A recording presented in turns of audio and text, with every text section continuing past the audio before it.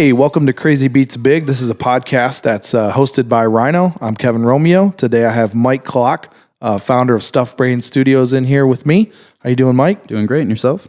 I'm doing great. And basically, Crazy Beats Big, if you haven't heard, is a podcast we're doing that celebrates entrepreneurship, creativity, and big ideas.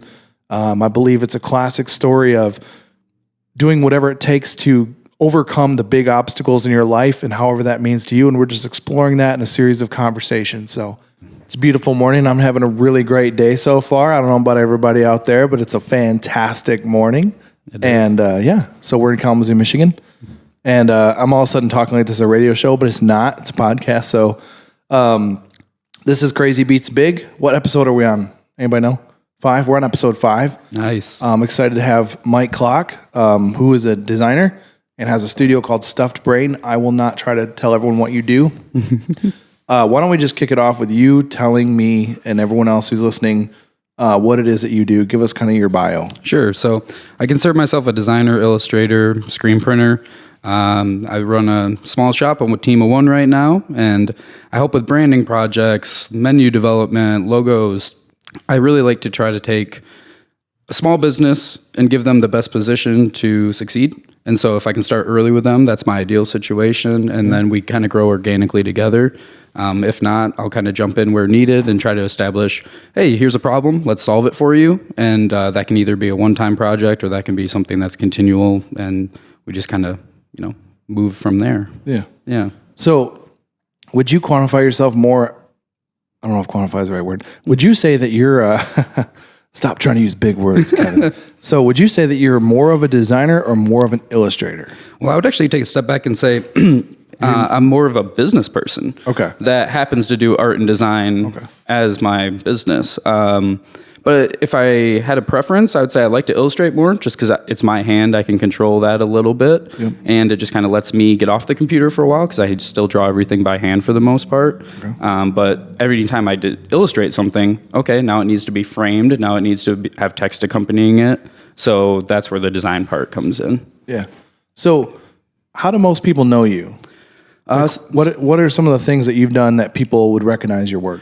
So, when I came back to Kalamazoo, and we can touch on that, but the first project I launched was Kalamadoodle, which kind of got my name out there a little bit. Right around that same time, I started doing the branding and development for One Well Brewing. And as they've continued to grow, my work has started to reach more people, and their audience has grown, and so my work has kind of become more recognizable with it. Yeah, I look at your work. If anyone out there listening, watching, whatever, is a fan of One Well Brewing in Kalamazoo, they have a really I would say a very colorful, visually popping, illustrative brand. And if you guys are familiar with those brands, whether you've been in their brew pub, or they actually have cans in stores now. Yep. They're distributed. Do you know how far they're distributed? Right now it's just regionally in the Kalamazoo area, I believe. But there's always conversations about the next move.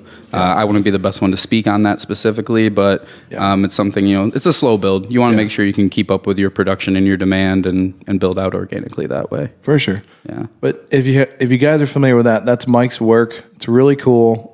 It's really created a unique vibe that I think personally, and I don't want to talk about One Well a ton. I'll have them on the podcast another time. But I think when I look at what they've done right, which I think is plenty of things, but I think sticking with a style that you established is one of the things I think has differentiated them as a business in a brewery, in a brewing industry right now that's super crowded, and consumers have a hard time differentiating between all the different IPAs and all the different brands they could follow.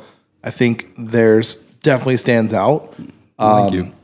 And I've noted, I don't know if this has a lot to do with it, but I feel like a lot of dudes that are mid-20s to almost 40 right now, there's you're tapping into a little bit of that nostalgic for comic book vibe. Definitely. No, that's very intentional. So when I first met the guys, the space looks a lot different than it did back then, right? Yeah. But when they kind of showed me the vision for what they had for the space, there definitely was arcades. There definitely were board games very prominent in there already.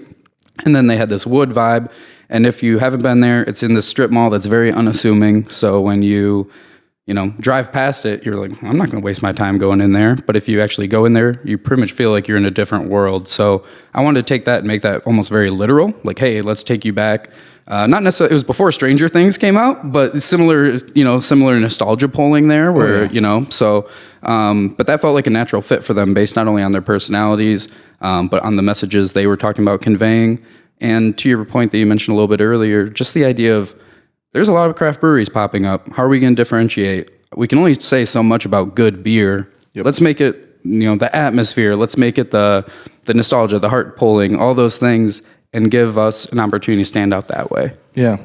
So I've always been curious when they started, because some of their characters that you've developed, there's like the Bigfoot, and the Wizard. Yep. How did those ideas come to be? Well, so we can put that up in the video too. That'd be cool. Superimpose. Is that what they call that these days? We'll superimpose it. I'm just joking. Yeah. Anyway. No. So there's kind of two different stories. Bigfoot and Wizard started separately. They were not started in conjunction with each other. Bigfoot actually started when I was living over in the Detroit area and was unemployed, looking for a job in advertising, and I had some extra time on my hands. So I started to say, I'm going to develop this like comic idea or something, just something to keep my mind working. And then I'll touch back on that one in a second. When I moved back and met with Chris he's the head brewer and one of the co-owners, he had kind of said, hey, I kind of go by the nickname The Wizard. And it took us a while to actually do something with that other than him dressing up at craft beer festivals and things like that. But as a wizard? Yeah. Okay. And so eventually I just kind of said, hey, we don't really have a huge photography budget. Let me just start drawing some of these things and implement them that way.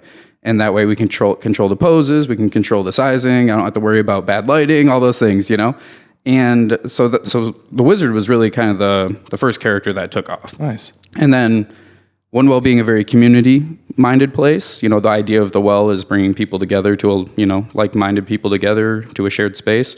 I was like, well, he's sitting by himself right now, so let's give him a buddy. Yeah, let's give him a buddy, and a nice contrasting figure. The Wizard was nice and short. The Bigfoot is typically very tall. And the idea was... Have you go ahead. Typically tall? You know what a Bigfoot is? They're pretty tall, right? Okay, Right? No, sure. I mean, I've seen a couple in my life, but we won't go into those stories. Okay, yeah. No, I'm just kidding. But there's one particular day in the wintertime where TJ, the other co-owner, and we were actually just touching on this the other day. He was walking across the bar, and as a business owner, wearing a lot of hats, he was keeping very busy. And I would sit there and just draw. That was kind of my office away from my office. And it would be funny just to watch him go back and forth. And he had these skinny jeans, these big boots. His hair was starting to grow long. He was not as clean shaven as when he first started the business because, I watched that transformation of him. Yeah. I mean, he's a handsome guy. But point being, he very much just kind of took on this long, heavy stride that it just felt natural. I go, he's Bigfoot. He's that character that I was drawing a couple of years ago. And so we just kind of started to work it in that way. That's cool. Yeah, it was fun. That's the thing. I mean, again, you kind of mentioned standing out. We don't know a lot of other people, or at least in my mind, I don't know a ton of other people that are not only just trying to create characters, but a whole scene behind them, a whole kind of story that has nothing to do with the brewery specifically. Like there's kind of just this little world that's living in the background that people can uncover when they look at the cans and read through the backgrounds and stuff like that. And to me, that keeps it really fun. That's a fun space to work in. So I agree. Yeah. I think way before Rhino existed, my dream job was to design beer labels or wine labels. I always thought that would be the most pinnacle job. And I really wasn't a designer. I kind of wished I was. And I thought maybe I'll become a designer. Sure. I never have. So I think when I look at you, I think there's part of me that goes like, that's such a little awesome dream role right there to be able to put out beer branding, illustration stuff. I mean, I definitely grew up, under 21. I was drinking a lot of Coca-Cola. I'm used to cans in my hand. And it was always something that, what's unique about beer is just the personalities that you have to give each one, right? Like you want them to stand alone and be recognizable. But you also want to have uniformity so the brand can be recognized. The overall overreaching brand can be recognized. And it just gives me a lot of freedom. And kind of solving those problems has been so much fun. It's cool. Yeah. So you mentioned that you kind of like to think of yourself as a business person first, illustrator, designer second. Not that you necessarily said it like that, but yeah. What are some of the what are some of the ups and downs that you've had as a business person and trying to do business in an artistic realm, working with new clients and all the different ways that you need to kind of develop them and educate them in your process or I guess just talk to me about how it's been going as a business and like maybe let's just go on that for a minute. Yeah. So I've been running full time just about 3 years now. But while I was in college, even maybe some, not really high school. High school is more just for fun. I remember finding my first class that offered me Photoshop in high school, and that kind of blew my mind. Yep. But I didn't really touch much of it. When I decided to go to college, it was more of, hey, it's safer to go into business. There will always be jobs. That type of conversation with the parents, Yep. And I kind of let it go for a little while, and then I found my way into advertising, and I saw, oh, these people are designing again, so let's utilize that. And that's where my advertising course was in the business college. Not all of them are. Some of them can be in the graphic, or in or communications department, I think is where a lot of them fall. But I felt very fortunate to be in the business college because then it offered me an opportunity to easily be like, oh, there's an entrepreneurship elective that I can take. There's, these other little side things I can try to use to position and prop myself up if I ever want to run a business myself. Yep. So I try to utilize those. But to your question, one of the biggest hurdles, I think, was lack of mentorship. Yeah. I was always looking for a job where I'd be an employee, at least to start, and find somebody that had all the knowledge and all the skills, because I'm not trained in art, really, by any traditional sense. It's mostly self-taught. Yeah. So it was really one of those things where I'm leaning on the possibility of having somebody else hire me and let me learn under their wing, and then that just never happened. Yeah. So then that never happened. Yeah. So I mean, my first job out of college was doing T-shirt sales and marketing for a company here in town that wasn't artistic really at all. Yeah. That's how we met. Yep, that is how we met, definitely. And it taught me a lot about getting in front of people and talking, but it also taught me a lot about a lot of hurdles that I knew I wasn't good at the time. Yeah. And like what? So I didn't feel quite confident selling to people. I felt more comfortable, at the desk working or something like that. But it was a learned skill. I was in an office of one. I had 2 employees under me, so there was management there too. I was not familiar with managing other people. Yep. So I tried to do the best I can, but I would definitely be the person that would say, if you feel like it, can you maybe do this for me? I just didn't have that assertive nature as a manager because it was new to me. And I was in college in their shoes once too, so I was trying to be empathetic of their obligations and goals. Yeah. But can we talk about that for a second? Yeah, for sure. Because that's a good little segue. Just fun side fact. Mike and I first met when Rhino was actually really fresh and young as a company, and we were like wanting to get in some new shirts, and we had looked around and we had found this one shirt printer that was over on campus, and Mike was the guy working at the desk.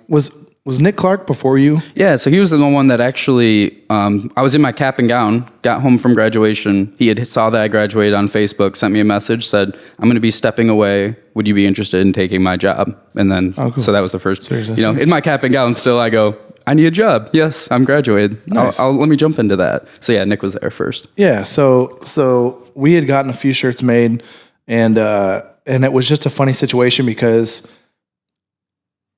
every order was messed up somehow, and I felt really bad because I knew that Mike, it was not your fault. Sure. Yep. I was like, it's a printing problem, and you felt so bad. You were just like, I'm sorry, man, I don't know what to do. And you're just like in this really powerless position. You're like, I can't say anything other than I'm sorry, and I'll try to make it right. Yeah. And I was trying to be really nice, so I'm like, I can't keep working with this printer. They never get it right. Yeah. And that was that time we had Rhino, and the Rhino was like stitched into the armpit, and like it was like crooked, and we're like, it was so frustrating. What do we got to do to get a shirt printed? 10 shirts or something. Yeah, I think we tried maybe 3 or 4 different times to get that right for you. Yeah. And I think there may have even been around that I didn't show them because I found out about that company because I was a customer of theirs, right? Mm-hmm. So I had high expectations when I was a customer, so I held those same values to you guys, and to the point of confidence and everything else, after a while, it was very tough for me to try to sell when I didn't feel like a natural seller. And then the shirts that I was trying to sell to a company that you guys were young, and I thought you were doing really cool things. And I'm like, and I go, I think they're going to grow. Like, I want to, it was maybe 12 shirts or something at the time. It wasn't a huge order for my pocketbook, but it was an order that meant a lot as far as community involvement and like potential. And Yeah. I go, hey, this is a younger company doing cool things in Kalamazoo. We need a lot more of this. I want to champion these guys the best way I know how through this job. And when I couldn't deliver on that, it really made my ability to try to go out and sell and always be closing was, a conversation that happened once. Go out to the bars when you're out at night, talk to the people. And I don't want to say bad things about my managers, but there's Hey, how's that beer? Do you want to get some shirts? Yeah, exactly. And so I didn't feel very comfortable doing that when I'm like, well, I don't know if the shirts will come out right this time. And so that was kind of tough. Confidence in the product. Right. And so that's, that was another reminder that handle what I can handle, control what I can control type of thing. Yeah.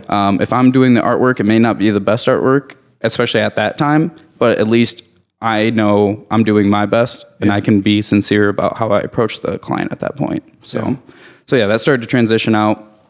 And then real quickly, after that, I went to go look for that job in advertising over in Detroit, applied to 60 something places, even tried to be a security guard at an ad agency and didn't even get a call back, and that was pretty defeating too. Yeah. So I went from there and just kind of said, I don't know when, but I'm going to try to find a way to work for myself. So I think that's actually a thing that you and I have. I think you and I actually have a lot in common. Oh, definitely. But I think we both kind of struggled to figure it out after college. And what's your degree again? Marketing, advertising, and promotion concentration, or whatever they call it. Yeah. So I have my degree from Western, and it was in business management. And this isn't, and I always make sure to caveat this because Western's like a client of ours. It wasn't Western's fault that I couldn't find a job. I feel like it's a lot on me. I had to figure it out. I had to go find out that you have to build your own connections and your own network. And it's very tough to just get a job by knocking on the front door of some place. You have to know people and all that. So I connect with you a lot on that and like having some life setback. And you had mentioned just how that like low point for you in Detroit and all that stuff. And you've kind of publicly talked a lot about depression and how that's like been an up and down thing for you. Yeah. If you don't mind digging into that a little bit, like where are you at and how's that been for you? And just talk us through that. Like, give people a little bit. I think it's powerful to share your story on that way. Oh, definitely. I mean, and that's something I've learned, especially in the last like 6 months or so, is opening up to people and being sincere and honest and transparent. You might get a couple people that are like, hey, I'm not ready to hear that today. That's too heavy. And I try to respect that. Yeah. But at the same time, I'm like, I'm not doing myself any favors by holding this in, right? So to give a little context, back in high school, when I was an athlete, I was all these things, doing, thriving, I guess. Within 1 week, I graduated. A relationship that I held very dear ended, and and my sports career ended, which was everything to me at the time. It's hockey, right? That's it was hockey, soccer, and lacrosse. Oh, wow. I played year-round sports. Oh, wow. I was a varsity on all of them, captain on 2 of them, I think. Wow. And yeah, lots of awards, lots of stuff, because I had invested so much of myself into that. But at that same time, that was my safe space. Like that was my way to get out of my head and focus on a goal, something I could accomplish. Because when I was sitting around my room, I was like very anxious, very depressed, and hid it from a lot of people. So it was one of those things where once those things ended, I'm like, who am I? I don't really get myself anymore. And it was dark. It was, it was a tough time, and I didn't know it maybe at the time exactly where I was at. Like, I don't think I knew how to like quantify that, or that's the wrong word. We use quantify again. We both misuse quantify. Exactly. No, it was one of those things where I just didn't know how to diagnose that. It wasn't something really talked about. I just knew that I wasn't being the same productive person I had been through sports, which was you do something, you get a result type of situation. You're in the gym, you work out, your muscles build. You can see it. And this was very in my head and not visible. Stay up on that mic. All right. There you go. Not very visible at all. So it was hard to figure out, and it turned to low points of, potential thoughts of suicide and things like that. And coming back from that was a slow build too. It was one of those things where once you kind of get over that, and those thoughts haven't been around for a long time, so I always want to like make sure any family and friends and everybody else knows that I'm okay in that sense. Yeah. It's one of those things where it's just, once you kind of hit that low of a point, you start to feel a lot of guilt about that too, which is interesting. Because you're like, man, how did I feel that bad about myself? How did I maybe leave and let people not have me around anymore. You know, like I would be taking things away from other people by doing stuff like that. Yeah. And so that was a big internal conversation with my head. And maybe 10 years later or something, that's how Stuff Brain came to be. I guess I don't really know. But yeah, dealing with those emotions the last like 10 or so years since high school, because that was, again, right around the time high school ended. It's been a challenge. It's been a build. There's been the highs and lows, and now that there's more like knowledge and information out there about depression and anxiety and things like that, I at least kind of started to see the writing on the wall. Yeah. But it was always flowing. Like, life would be really great, and then a couple things would happen, and winter would come, or seasonal depression exists, stuff like that. And so I'm always just trying to be more and more aware of those symptoms and just kind of be mindful of them. But I definitely in the last couple months have, especially this time around, kind of been able to be like, all right, let's remind myself of that person I was in high school. Yeah. That was in the gym every day, working very hard, shooting pucks out in my bar until 1 a.m, doing those things and seeing that accomplishment. Yeah. Let me take control of what I can control again, kind of like the job conversation. Yeah. And try to take care of myself first. And then that will help me take care of the other people around me. So do you ever, likening that to the business entrepreneurial journey, I felt like in the early days, I would have these really cyclical periods where I would be riding really high, tons and tons of energy. Everyone could feed off my energy. And then like every 2 weeks, I would have a day where I just crashed and was like depressed and didn't want to get out of bed. And it wouldn't really be brought on by any one specific instance, like we didn't get a job or something. Right. I don't think, but it really was kind of like, no pun intended, clockwork. Yeah. Mike, was your old business? That was my old business. Clockwork, yeah. sorry. Yep. People don't know that. Anyway, so, sorry. No, I like that. But as I've grown as a business owner, I think just matured and understand the ebb and flow of business, those are less frequent, but they do still happen once in a while. But sometimes it might be a little bit more like they're stretched out longer. Like I might go like 3-4 days where I don't feel like getting out of bed. Yeah. I still will because I have responsibilities, but like I kind of don't want to. And I guess I just wonder, going into where you're at and, you said like you're a team of one, so everything kind of depends on you. You need to send the invoices. You need to do the actual production work. You need to win the client over and you need to have the meetings, and it's a lot of work. Yeah, definitely.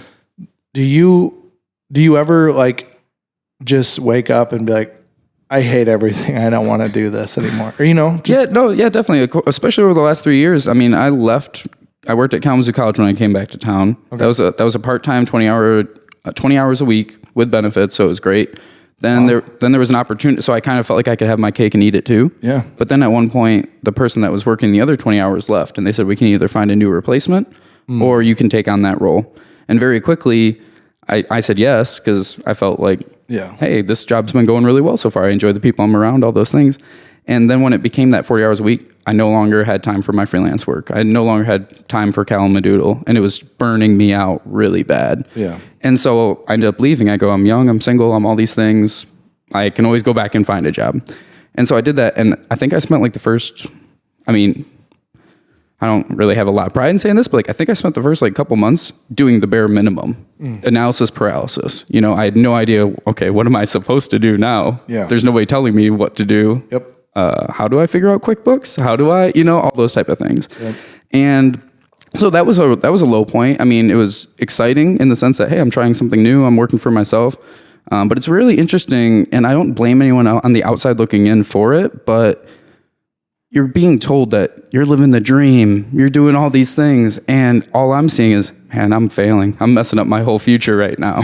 And so it's really tough to have that, like, what people are looking and saying to you and how you really feel be so different. Yeah. I had a really hard time digesting that. And, tried to, the days I was feeling better, try to get my head down and do as much work as I could. The days that I wasn't feeling good, I would try to decompress and find healthy ways to relax and, zone out and tune my brain out the best I could and hope that the next day would be easier, Yeah. And sometimes it was, sometimes it wasn't.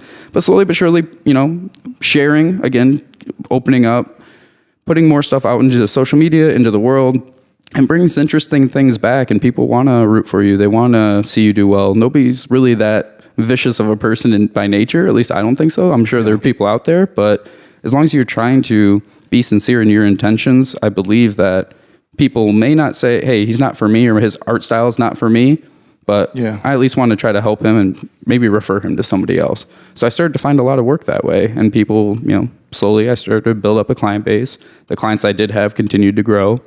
And, my Kalamadoodle project continued to build momentum, and that got me introduced to a lot of new, exciting people that led to new work. So, do you ever think it's amazing that we live in a time where you have a job that allows you to make things that go on things like social media, like Facebook and Instagram that didn't exist 10 years ago, basically? Yep.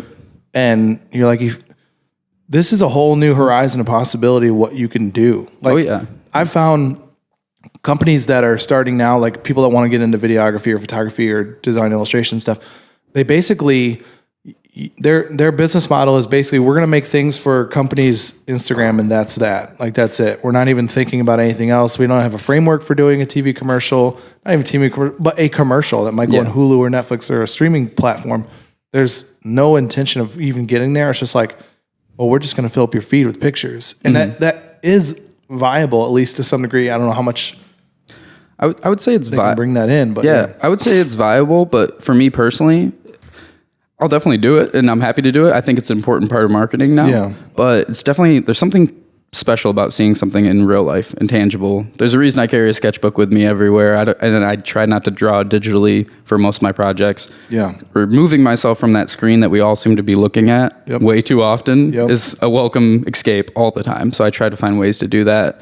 And so I would never want my job to solely be social media, or any, and I know you weren't saying that necessarily, but it's just, I do think that there's going to be a threshold at some point where people are like, wow, what are we doing? Those conversations are already kind of happening, but we're really consuming this content way too often and too much, so. Even the phrase consuming content, I hate it so much. Like, oh, they're going to consume this content. I'm like, what, are we feeding a bunch of pigs out there? Yeah, the buzzwords that we have going on around marketing and social media now they can be a little cringeworthy sometimes, for sure.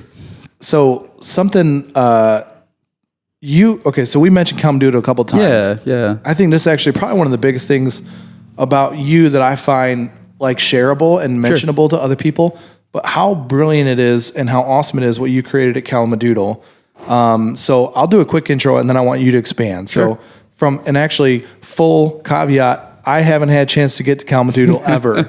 A bunch of the Rhino team has, and I'm super sad that I've never been there, because literally if I was single and didn't have a wife and two kids, I would be at Kalamadoodle. And a business. And a business and a lot of stuff going on, and a band and all that. Yeah. Anyway, I would be at Kalamadoodle every single time, because I feel like it was made for me. And I think that's another way I think we're similar. But having a beer and just doodling is 100% my happy place.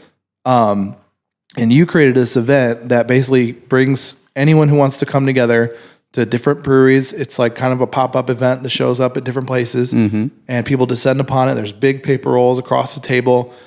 You put the supplies out there, correct? And then people can sit there and sip a beer and have a conversation and draw. Yeah. It's amazing.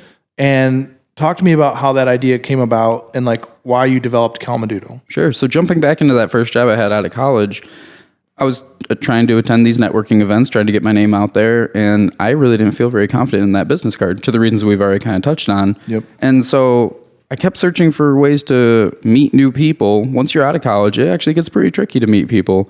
Everybody's moving on with their lives, trying to, they have coworkers, they have these other things. I had 0 coworkers. I had 2 employees, and they were part-time. So I was still in that office by myself all the time. Yep. So I've actually gotten pretty used to that now. But so I really just kind of started to think of ways, well, what do I do in my off time? I like to go to these breweries. They're starting to be bigger, and I really like to still find ways to draw and create. And maybe we can change the conversation from, hey, my name's Mike, what do you do? Or it's like, hey, Mike, what are you drawing? And that to me just seemed like a very fun entry point for people. Yep. It really removes barriers of title.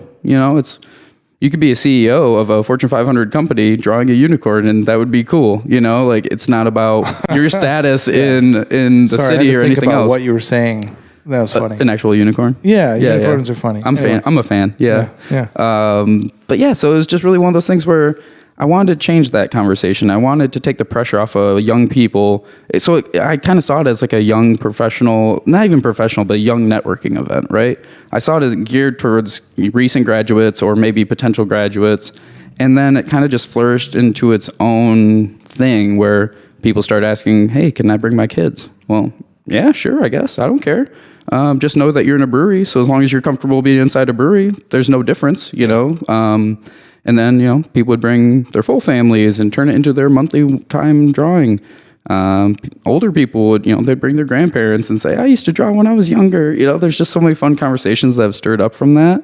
And we do try to keep it free. I don't charge anything to the patrons because we really just want anyone that's in that bar to just stumble across and go, what is going on over there? Yeah. And join us. And that seems like it's led to a lot of natural conversations.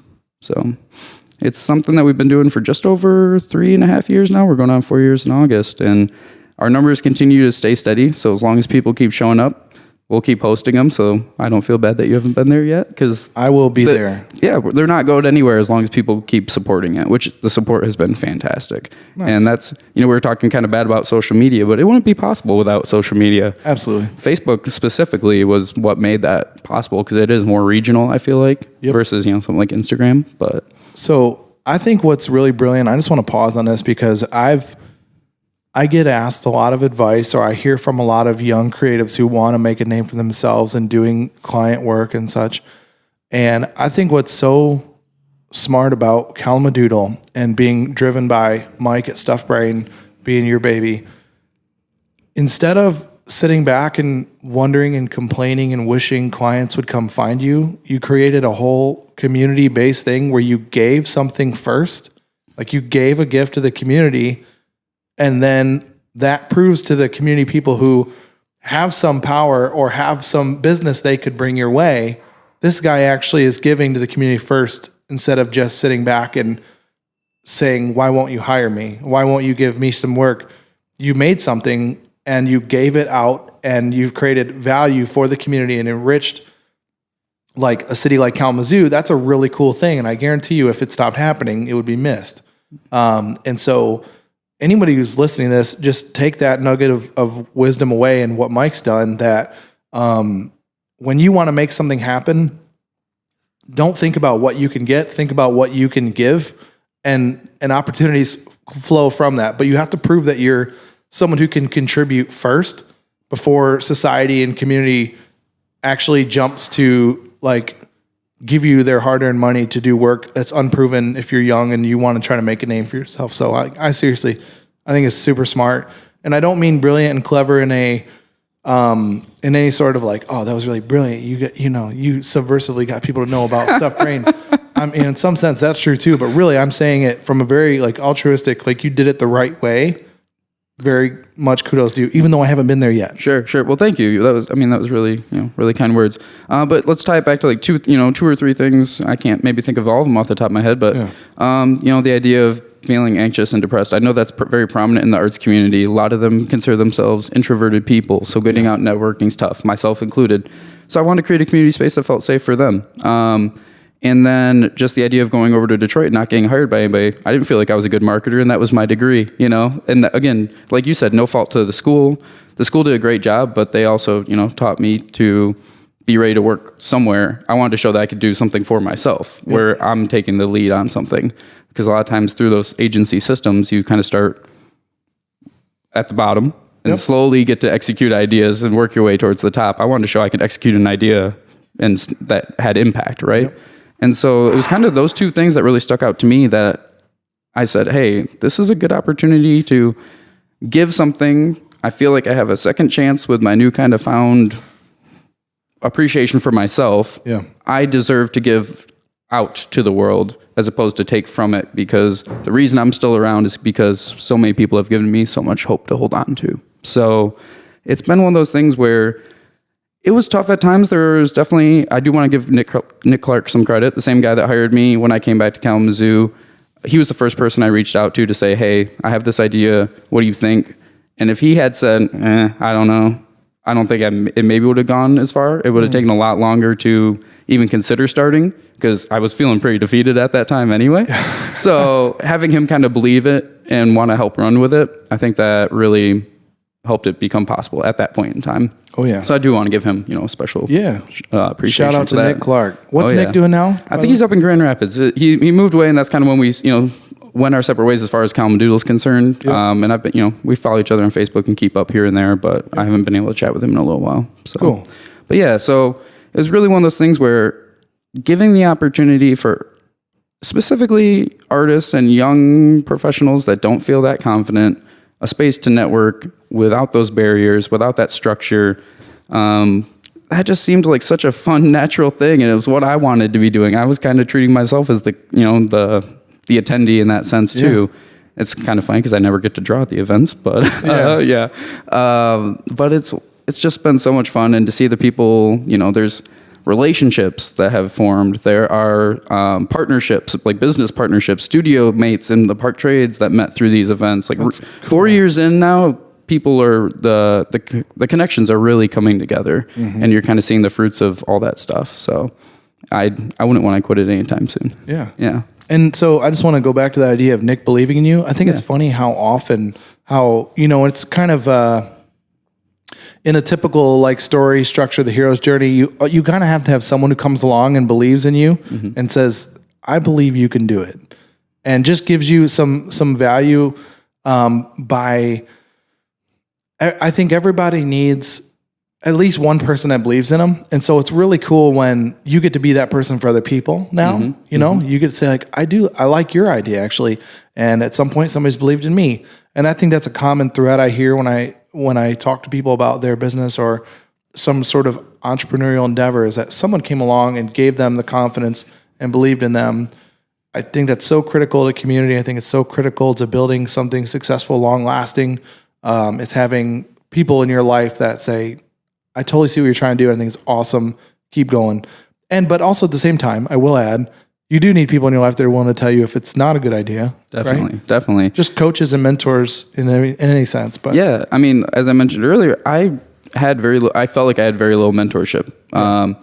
I definitely had an awesome professor in college, but again, it was steered towards agency life. So once I kind of knew I wanted to do something for myself, I'm like, who do I talk to about this? Is there a small business coach? Is there somebody? And I didn't. No. Yeah, where do I start? So it was really a lot of learning, by experimentation, by failure, and all those things. Let me ask you this question. Yeah. Do you think though, and however you answer is fine. Don't act like I'm trying to lead you. Don't think I'm trying to lead you. But I find that this, how you said, we both have said like, my degree was good, but I had to figure it out for myself. Don't you think there's tremendous value though in like that is like kind of how it has to be in some ways? Like you need people to come alongside you, but also like no one, like you said, there's no business coach just standing around waiting to find you, handing his card out at the door. I want that guy in my life still. Yeah, no, that'd be funny. Yeah. I definitely think there's a lot of value.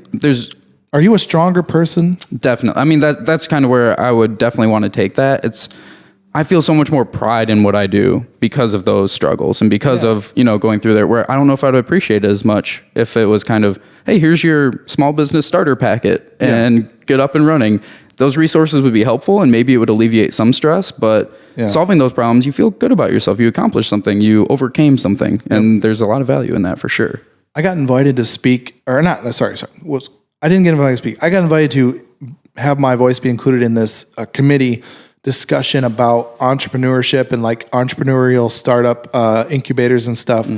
And I'm actually confusing two different events because they happened at like back-to-back days, and you were at one of them. That was a different thing. I'm confusing the two in my head. Sorry, I'm bad at this. Anyway, I was at this roundtable discussion about the idea of building an entrepreneurial incubator, and a lot of the conversation was around like, well, how do we get people who don't what was it, like just certain types of people who like won't know how to do this, or like I can't remember exactly how they were phrasing it, but I sensed the conversation was going in this direction where they were saying like, how can we make this set up so that they can't fail?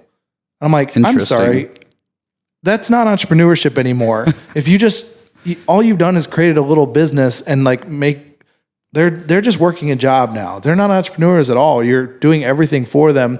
If you give them every tool they have to succeed, they are literally not becoming what they need to be to struggle and fight through to make this work, because there will be struggles to make this work. And if they don't have figured that out on their own, I think it's just like basically that same thing that we all know is messed up a lot of kids, is the idea of like parents who thought it was okay to tell their kid that it's okay. You know, I know this is a controversial topic, but the idea that like you shouldn't try to be better, or it's okay to just come in last place all the time. I mean, you still love your kid. I'm not trying to get in the whole parenting side of that. Yeah. But you want to encourage them to try harder and do better.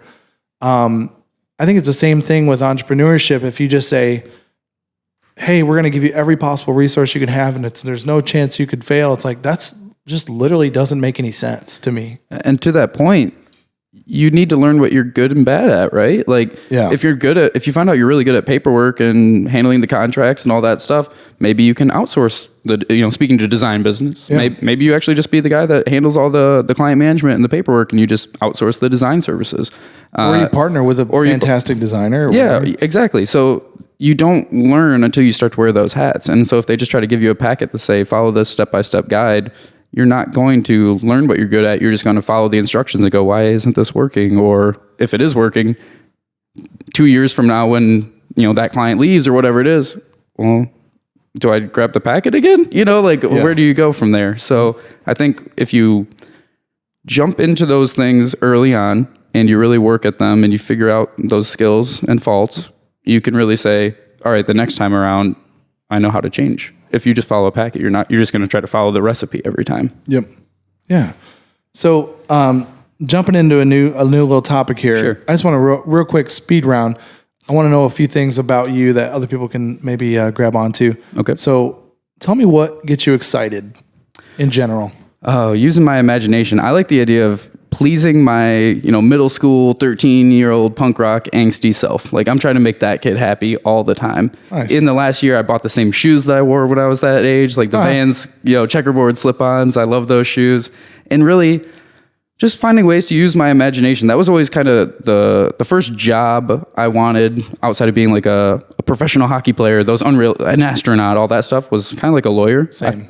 I thought that was like, hey, let me argue with people. I feel like I'm kind of good at that, know? And Same. And then outside of that, it was like, I don't know, but I feel like I just want to use my imagination. I just want to be creative. And in middle school, I went through that phase where, a lot of like punk rock influence and stuff like that. And I was making these shirts that said anti-Crombie. I would just take a white tee that was dirty, Sharpie marker. Yep. And in 8th grade, I remember my teacher like pulling me aside and be like, I really appreciate what you're doing. This is cool. You're sending a good message right now. And that was really like the first time I saw the power of clothing. And I go, this is a walking billboard. I'm sending a message right now. And so that was kind of advertising in one of its earliest forms for me. Yeah. And just trying to kind of find my way back to that. And in hindsight, seeing the steps along the way that got me back to doing that same thing, because I'm making shirts in my studio now, trying to just make that kid happy before, the piece of my life that had all of those kind of stresses and adult issues come in and the depression.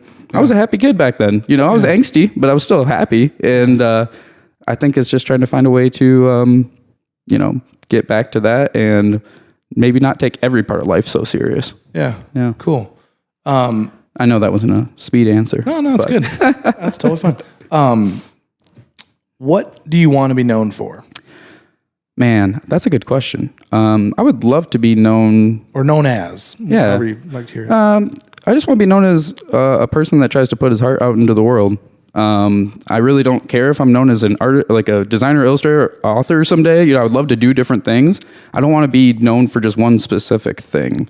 I just want to be known for trying to be as genuine as possible, be a good example of somebody that's been in a dark place and can... rise above that and be able to maybe give a little hope that other people can do that too. So that's a beautiful answer. Well, thank you. It's taken a long time to get there, but it's given me a purpose. I feel like, Yeah. I like to say that I try to live by kind of the motto and the acronym, give help. And that stands for hope, empathy, love, and power. If you give those things to other people, you'll find them in yourself, but if you give them to other people, it's very rewarding. Nice. Yeah. That's awesome, dude. Yeah. I like that. Another thing I thought was super interesting and like a similar parallel. So when we first started Rhino, actually, myself and Dan and Johnny, we would go to like Kalamazoo chamber events and like networking events. And I've always felt very uncomfortable at networking events.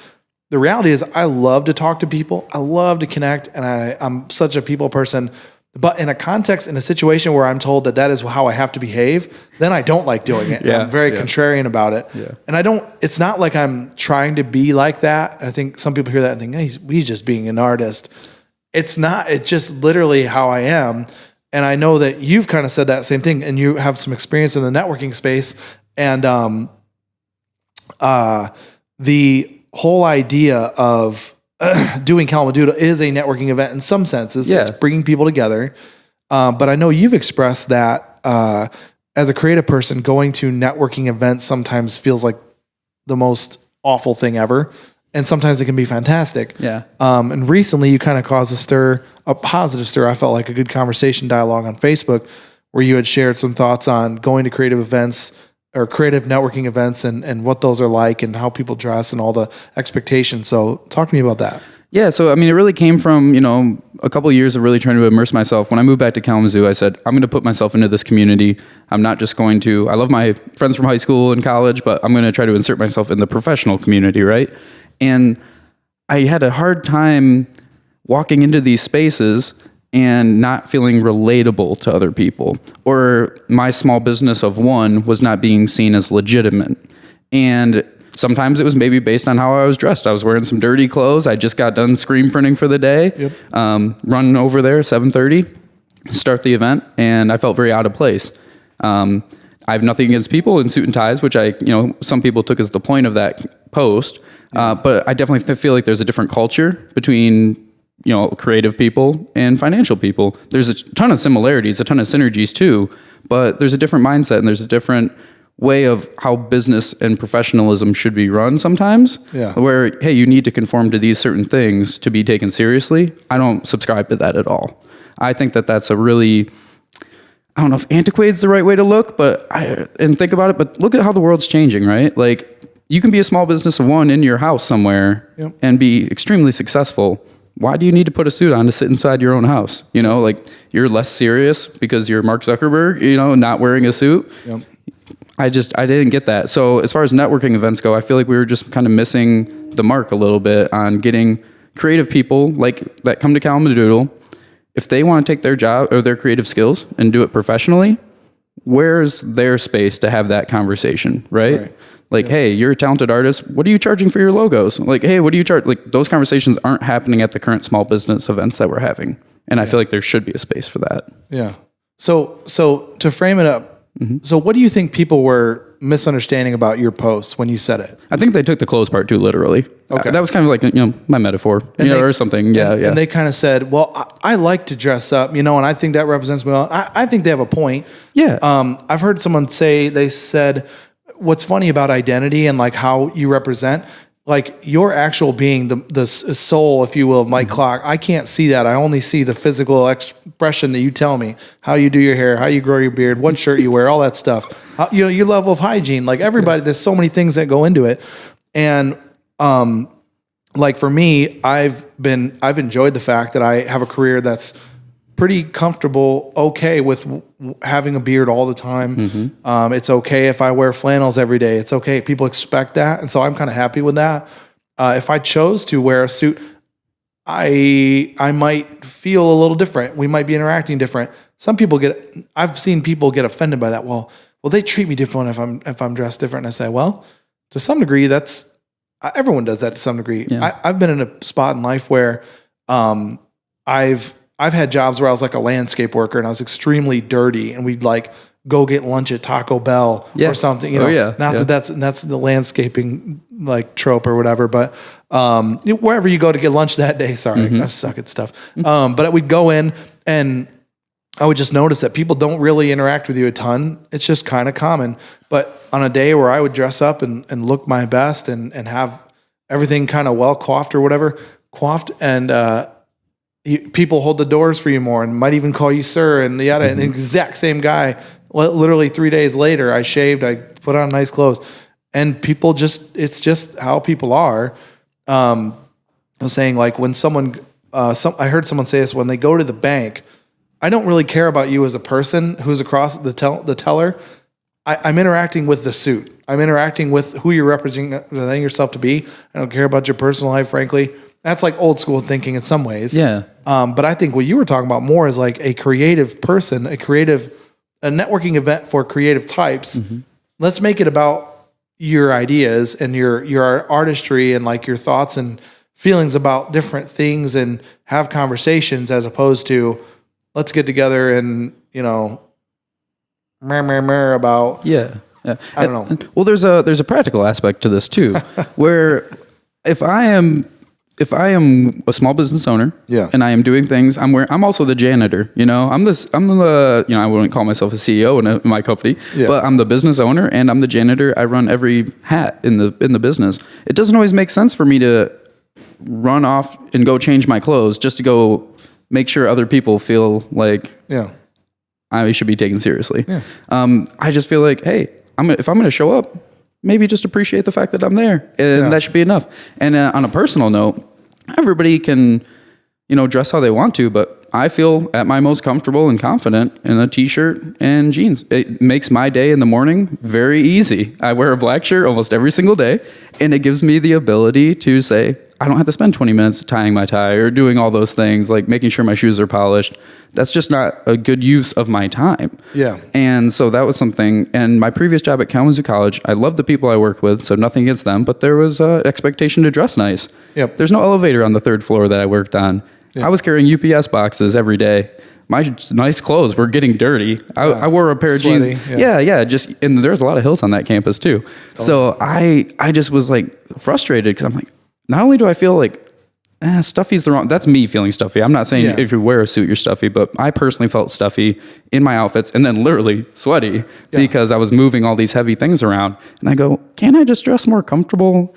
But there'd be, boards of trustees and other people up on the floor, and they had an expectation that they were going to be in suits, you be in a suit. So it was tough, but that's kind of just, I've always had a thing with clothes. Yeah. I've always just, and again, the messaging wasn't the clothes, it was the creative aspect of it, but that's kind of how it fleshed itself out in its most visible way. Because, the mental state you can't necessarily see, the physical stuff you can see. So. Yeah, I would say you have a thing with clothes, but I sense that you have a thing with identity. Like you're very perceptive on your own personal identity, or like very exploring who you are, and you're very introverted, like you said, introspective.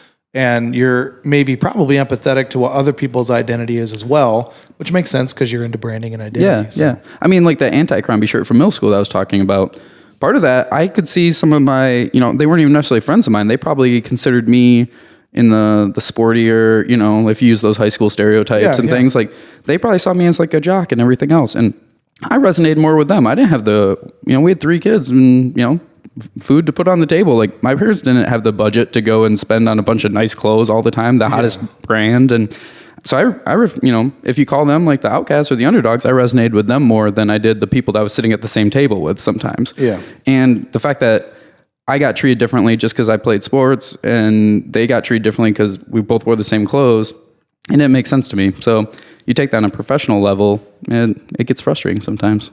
Yeah, for sure. Yeah, but back to the creative networking aspect of it. Again, I was just down in a conference. The first bar I walked into, just after checking into my hotel, I didn't know anybody down there. I knew one person. I'd met him once briefly, and we hadn't linked up yet.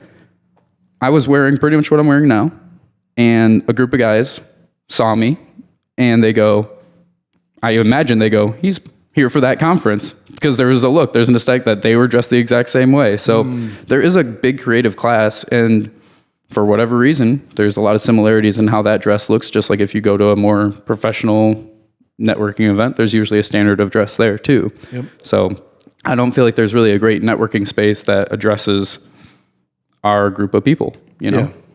For sure. Yeah. I went to the Specialty Coffee Expo last year when we were getting ready and having conversations about how we wanted Civil House to be. Yeah, that was out in Seattle, right? Yep. Okay. And it was a really cool time, but everyone was dressed very coffee hipster, and I felt I'm honestly relatively confident who I am, and it didn't like make me go, oh, I feel terrible here, but I thought I am not like these people. They are all extremely skinny. They're all wearing the same like 2 or 3 t-shirts that one company sells, and they're all wearing beanies, and they're all like got gauges in their ears, and like I don't judge these people, but I don't look like this at all, and I thought I'm a little fish out of water here, but okay. Yeah, whatever, but it is what it is. So cool. Yeah.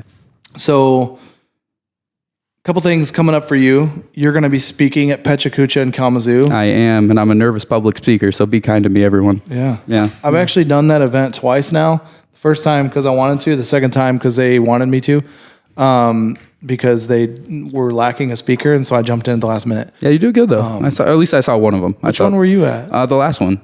So they had mentioned the possibility of me speaking, and I go, because I hadn't been able to make the first 2, unfortunately. Yeah. And so I go, well, I need to attend one before I speak at one. Sure. At least know what I'm getting myself into. And it was so much fun. Yep. There was the lady that did the improv segment, and and then there was also some really heartfelt ones too. That I go, this is a great range of emotion that's going on right here. Yeah. I want to do this. And from one speaker to the next. Exactly. Everyone could be like cackling with laughter, and all of a sudden it's a serious thing. And you're like, whoa. I'm jumping all over the place. Oh yeah, lots of emotions, Yeah, that's cool. And where's that? Is that KI? That's gonna be at the Kalamazoo Institute of Arts. Yeah. Nice. Yeah. Yep. What day? That is, I believe, the 26th. Is that a Thursday? I think. April 26th. Yeah. Yeah, I believe so. I think that's a really cool event, and I'm not just saying it because Rhino kind of helps put it on or whatever. I don't know what we do. We kind of help put it on. Angel's involved. Yeah. If she was here, she'd be able to tell you what exactly. She's the one that encoured me to go the last one too. Really? So yeah, Nice. shout out to Angel. Yeah, shout out to Angel. She's in Haiti right now on a big video project. But we have, I would say, I think your name's come up a few times when we've talked, like over here, about who are some people in the community that would be good at sharing from the heart or like have something to say. So I'm really, really glad to hear that you're doing that. Yeah, and I definitely. If you look at my Instagram, you will find a bunch of silly pictures and stupid things, and that's definitely a huge part of my life too. So I don't always want to like stress the seriousness of everything. Yeah. So I've been working on my talk. I don't know exactly what it will fully be about yet, but really the idea is, hey, you can have a range of emotions. You don't have to be just serious all the time or just sad all the time. Like you can be fun, you can be friendly, you can be sarcastic, and everybody should explore more parts of that in themselves. And I think my talk will probably have a good range of all of that. Nice. So, yeah. And for anyone who doesn't know, it's listening. Basically, the event is called Pechacucha. Pechacucha is, I believe, a Japanese word, and it just means chit chat. It's a format that was developed by a team of architects, because I believe that architects maybe are notorious for being long-winded and not ability to bring brevity to their speeches and communications. So they've created this format called Pechacucha. Basically, every speaker gets up and they have 20 slides, and every slide has 20 seconds, and the slides change automatically. You do not have control of them as a speaker. So when that slide changes, you kind of need to be on to your next talking point. Yeah. Super good for me because I'm very long-winded, and I challenged myself to do the first one because I knew that it'd be good for me. And that actually has helped me a lot. That's great to hear. Yeah, it's very helpful because if you give me an hour to go stand up in front of a class, I'll make it happen, and it'll feel like 10 minutes of my time. And Pechacucha is 6 minutes and 40 seconds, and you've got to pack a lot in, and it's a fun challenge, I'd say. So yeah, I'm excited for it. Should be a lot of fun. Cool. Are you designing, like hand drawing all your slides, or what are you doing? I think I'm gonna do. That's a good question. I think I'm gonna do a mixture of hand drawn stuff, and I'm definitely gonna go back and try to find some like Throwback Thursday type photos from back in the day, and see if I can find a fun way to relate those into. Yeah. That's I'll good. Head over to my parents this weekend and see what I find. There you go. Yeah. Nice. Cool, man. And then anybody who's listening to you, where can they find you online? Maybe just give us the... Yeah, so most of my handles are stuffed_brain, and then on Facebook, Stuffed Brain Studio. You can type that in and find me there. Yeah. Right on. Any other big things coming up you want to shout out to? Well, I guess I'll announce that I'm going to be moving over to the Fido Jericho campus. I'm pretty excited for that. Kind of in the progression of Stuffed Brain. it's kind of a compound of small business owners where the Park Trade Center has been fantastic, but it's a lot of people that are just kind of dipping their toes in the water, much like I was 3 years ago. Yep. And so I'm kind of excited to be over in a space. It will have a coffee shop, so I'm excited for that to be right beneath me too. But it's just kind of built out a little bit more for my specific needs, especially in the world of screen printing. Right now I don't have any windows, no real good way to vent some of the stuff that I'm doing. So this will give me the opportunity to kind of expand that part of my business too. Nice. Yeah. And for anyone not listening, basically what's going on at the building that Mike's talking about, there's this scooter company, electric scooter company that came to Kalamazoo. They bought a big old factory building and been renovating it. And they're kind of doing two things at once. One thing is they're trying to get this electric scooter company off the ground, which is super rad. And at the same time, they're also developing the space to allow different types of creative people. And there's a ton of really good businesses in there. You got Damn Handsome in there. You've got the coffee shop that they started, the Fido Motors Cafe. They've got Ian Gorman just moved in with his recording studio. Yep. And then there's Caltone, I think, guitars Caltone in there. guitars. And the list of people that are kind of reaching out to them about potentially filling up the other spaces is impressive too. So it just should be a really fun collaborative space, and hopefully we can kind of all feed off each other and help grow it. You know, I'm a very big believer of the rising tides raise all ships, right? Yeah. Like, so hopefully we can kind of all elevate each other's games in that, right? It's killer. Yeah. So I'm excited to hear that. So thanks everybody. Thanks Mike. Thank you for having me. Yeah. Have a good one, everybody.